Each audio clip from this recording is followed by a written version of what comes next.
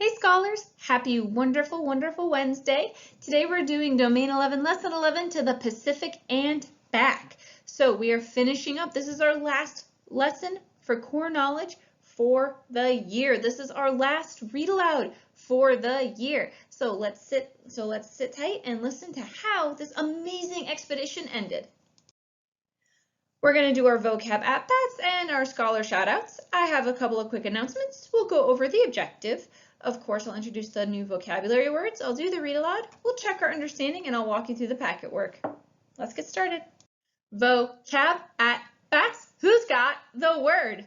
I stared at the confidently for hours. I stared at the dull for hours. I stared at the waterfall for hours. 3, 2, 1. I stared at the waterfall for hours. She confidently sang the song. She dull sang the song. She waterfall sang the song. 3, 2, 1. She confidently sang the song. When it rains for several days, sitting inside can be very confidently. When it rains for several days, sitting inside can become very dull. When it rains for several days, sitting inside can become very waterfall. 3, 2, 1. When it rains for several days, sitting inside can become very dull. Shout out board, let's see where our shout outs are at this week. ISU, shout out to number 9, 14, 17, 18, and 23. I've gotten one assignment from you at least since last Friday. Double shout out to 9 and 14. I've gotten both this past Friday's assignment and this past Monday's assignment from you. Well done. And Ashford, oh, big list here. Shout out to numbers 3, 7, 12, 13, 14, 17, 24, 25, and 27. Those are the scholars who have sent at least one assignment since this past Friday. So I reset this every Thursday night. 27, you got 2 stars next to your number because not only have you sent me both assignments, but you sent me pictures of extra work and you sent me pictures and you sent me your responses to the videos. 25, 13, and 7, I also have both of your assignments from this past Friday and this past Monday. So thank you so much for getting that done. Some announcements before we get started. Your iReady assessments for math and reading are open between 8:30 in the morning and 8:30 in the evening, and they're going to be open until next Friday. A lot of you have already worked really hard and gotten those done. Well done, keep it going. If you haven't yet finished your iReady reading or iReady math, or you haven't taken it, that's okay. You have plenty of time, but make sure you're working hard to finish those assessments, okay? Packet pages that are due this week for core knowledge. From this past Friday, I need pages 73 and 74. That's your rough draft for your writing project. From this past Monday, pages 79 and 80. 79 is a map of Lewis and Clark's journey that if you watch the video, you know how to trace.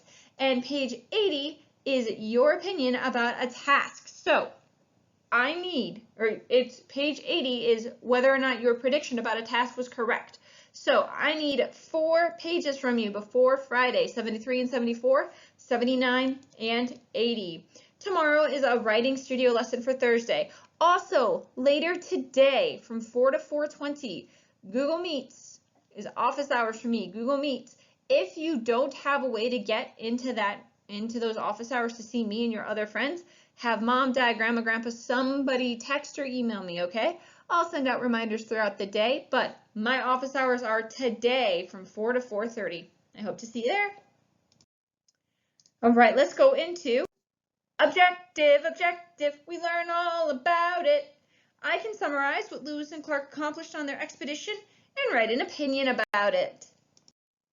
Vocabulary. The first word we need to know is canyons. Canyons are steep, rocky valleys.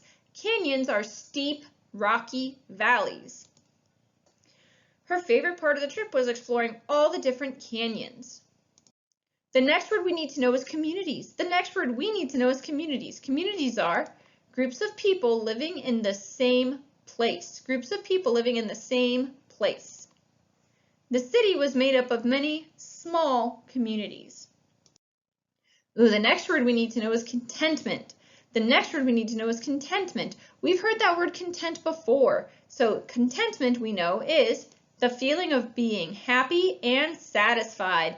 The feeling of being happy and satisfied. The cat rolled on its back in contentment during its nap. The last word we need to know is current. The last word we need to know is current. Current is the strong flow of water. The strong flow of water. The water was high and the current was swift after the rainstorm. If you look in this picture, you can see kind of lines and bubbles. That is the current. That is the water rushing. Where on the map are we? Where on the map are we? We've done this before every read aloud. You guys should be pros by this time. You get 5 seconds to find each one of these. Here we go. All right, where are we on the map? Let's find the Atlantic Ocean. 5 seconds to find the Atlantic Ocean. 5, 4, 3, 2, 1. Drawing a blue A here for the Atlantic Ocean. Next, we need to find the Appalachian Mountains. 5 seconds. I'm going to circle the Appalachian Mountains in yellow. They're right over here. Next, we need to find the Mississippi River. I'm going to trace it in blue in 5.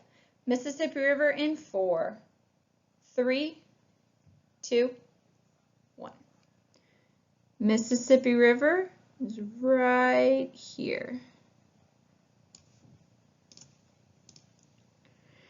Next, we need to find the Rocky Mountains. I'm going to put a black circle around the Rocky Mountains in 5, 4, 3, 2, 1. The Rocky Mountains are here. They're also up here as well. The Rocky Mountains are huge. They're everywhere. Next, we need to find the Louisiana Purchase. Point to the Louisiana Purchase for me. 5, 4, 3, 2, 1. I'm drawing a green L in the Louisiana Purchase. That is the Louisiana Purchase, all that land between the Mississippi and the Rocky Mountains. Next, I want you to find the Missouri River. Ooh, this is big. Find that Missouri River. I will be tracing a red line through the Missouri River in 5, 4, 3, 2, 1. The Missouri River, as we know, is the route that Lewis and Clark are following right now. Last, we need to find the Pacific Ocean, their ultimate destination, the Pacific Ocean. Point to it in 5, 4, 3, 2, 1. I'm going to put a blue circle over here in this area because this whole part over here is the Pacific Ocean. And those are all the things that we need to find on our map. Let's review the 3 tasks, shall we? In order. The first task, make friends with Native Americans. Check mark. They have made friends with Native Americans, many different tribes of Native Americans. The second task, find an all-water route to the Pacific. I'm going to draw an X because last read aloud, they learned that there is no all-water route to the Pacific, so they cannot accomplish this task. Finally, the third task, collect samples of plants and animals. Collect samples of plants and animals. Check mark, they have accomplished this task. So, I need a prediction. How do you think this expedition will end? How do you think this is going to end? I'm going to give you a 10-second countdown to shout out, how is this prediction going to end?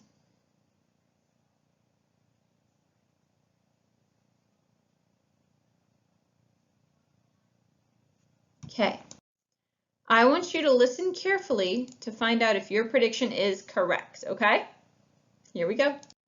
The closer Meriwether Lewis, William Clark, Sacagawea, and their friends came to the Pacific, the more Native American people they met.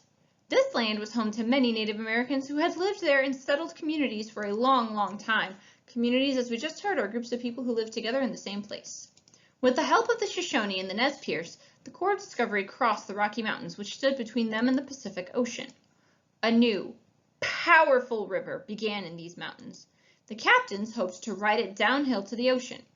But the Nez Perce warned, in some places, this river rushes through narrow rocky canyons, moving so quickly and powerfully that it is difficult to control a boat there. So remember, those canyons are steep, rocky valleys. He continued, you could be hurt if your boat hits the canyon walls or the sharp rocks sticking out of the water. So he's warning them that if they try to ride these rivers down, they could go into these canyons and get hurt. William Clark and the group's best canoeist, or person who paddles a canoe, climbed the rocks to look down at this part of the river. They heard the roar of the water charging through the narrow canyon even before they saw it. Walking atop the rim high above, Clark asked the canoeist, what do you think? Captain, the canoeist answered, I expect to play my violin at our next campsite downriver, after we all get safely through this canyon. So the canoeist thinks they can make it through the canyon. Clark grinned. That's what I wanted to hear. Let's find the others. So they're confident that they can make it through these canyons. The men pushed off from the shore, and the pirogues and canoes plunged into the rapids. The mighty current, or strong flow of water, pushed and pulled the boats. But working together, the men steered or guided the boats around the rocks and away from the canyon walls, keeping their balance whenever the river threatened to tip over the boats. Finally, they shot out to the other end of the rocky canyon into calm water. John Shields turned to his young friend George Shannon.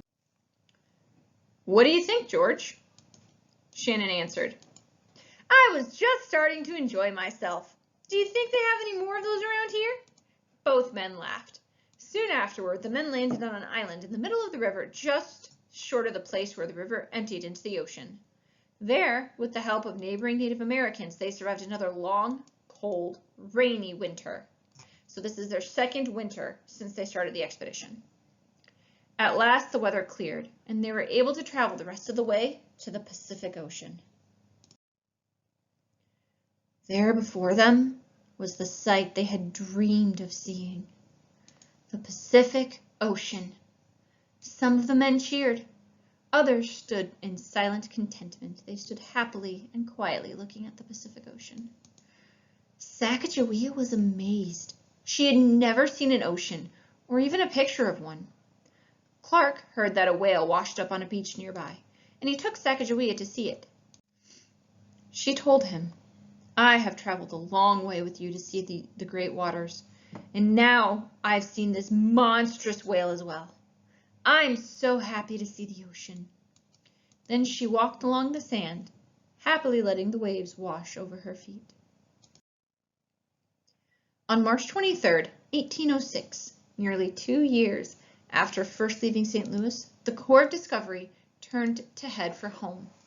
They had mapped a great deal of the Louisiana Territory and beyond, from the Mississippi River to the Pacific. So not only did they explore these lands, they had maps that would help guide them and others through these areas. They now knew how to get to the Pacific. They could take the Missouri River to the Rockies on foot, then take other rivers to the Pacific Ocean. They had made friends with many Native Americans, so they definitely accomplished that first task. They had found that no single river ran all the way from the Mississippi to the Pacific. They had learned about many animals, birds, fish, and insects, so they accomplished that third task. They had more adventures on the journey home, of course, but in the end, everyone got back safely, except for a few who chose not to go back. John Coulter, the man from whom the Teton Sioux had taken the horse, told Meriwether Lewis, Captain, I've had enough of cities and crowds. I will stay in the West if you will let me. So Coulter went to live among the Mandan people, promising, I'll be here when you come back. And more than one of his friends did go back to visit him later. Sacagawea and her husband Toussaint Charbonneau, with their little son that everyone called Pompey, went home to the Shoshone. Lewis and Clark told Sacagawea, if it were not for you, we would have never succeeded. Sacagawea replied, you showed me the great waters. We are friends. We helped each other. Setting off again, Lewis and Clark watched Sacagawea with her son in her arms, waving from the shore, until a bend in the river blocked them from sight. Months later, the travelers reached home. There they said their goodbyes and went various ways. some to more adventures and some to quieter lives. Perhaps you would like to know what happened to the 4 people who had been most responsible for this journey. Meriwether Lewis became governor of the entire Louisiana Territory. William Clark became the governor of Missouri, then spent much of the rest of his life working with Native Americans on behalf of the government's newly created Bureau of Indian Affairs. Thomas Jefferson continued as president until 1809. 8 years later, James Monroe, who had arranged for Jefferson to buy the Louisiana Territory, was himself elected President of the United States. And that's our last read aloud for the school year. That was it. That's our last core knowledge read aloud. That's your last core knowledge read aloud for the school year, scholars. Wow, such an adventure. All right. I want to know, was your prediction about the end of the expedition correct? You made a prediction at the start of this read aloud about the end of the expedition, so go ahead and call out right now. Was it correct? And how was it correct or incorrect?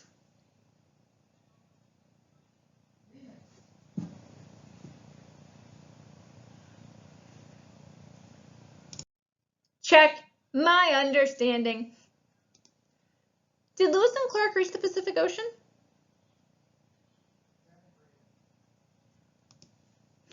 Did everyone in the read aloud make it back home safely?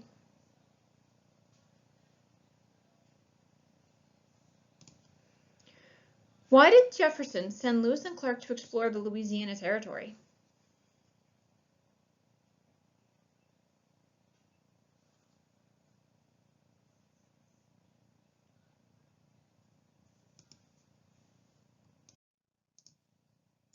What were the 3 tasks Jefferson asked Lewis and Clark to complete? What were our 3 tasks?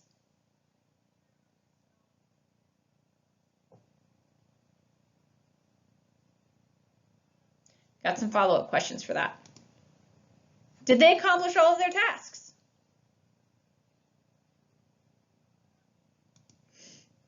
Which tasks did they accomplish? Which ones were they successful at?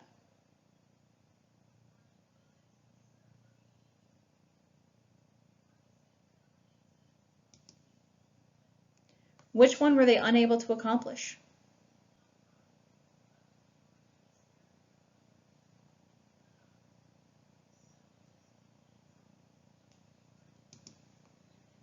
Which task do you think was the most important? Which of those 3 tasks do you think was the most important? I want you to text this to Miss Kulma. I want you to text this to me so I know you watched this video. What do you think was the most important task? First, second, or third? All right, packet page 94. I do not need a picture of this. This is just a chance for you to practice restate, answer, opinion writing. Restate, answer, opinion writing. It's so exciting.